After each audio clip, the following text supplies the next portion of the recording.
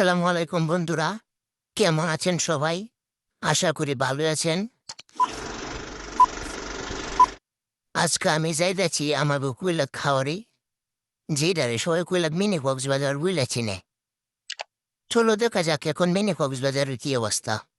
একসময় এখানে শত শত মানুষ ঘুরতে আসতো। খোলা বাতাস, হাওয়ার দুলা, পানির ঢেউ, সব মিলে অন্যরকম মজা থাকতো। বিশেষ করে বর্ষাকালে পানি যখন ভরে যায়, তখন তো একেবারে কক্সবাজারের ফিল। কিন্তু এখন বর্ষাকাল না, পানি কমে গেছে।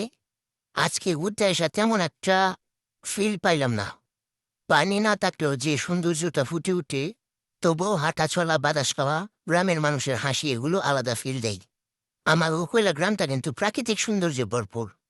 ধান খেত, খাল, বিল, পাখির ডাক, সব মিলিয়ে মন একেবারে প্রফুল্ল হয়। আপনারা যদি সময় পান, একবার আইসা ঘুরে দেন আমাদের কৈলাক, মন ফ্রেশ হইয়া যাইব। আর একটা কথা, বর্তমানে ফেসবুকে পোলাপান যা শুরু করছে, এআই দিয়ে মেয়ের সাথে ছবি বানায় পোস্ট করে, আবার কিছু পোলাপাইন অরিজিনাল ছবি ছেড়া এআই বইলা চালায় দি।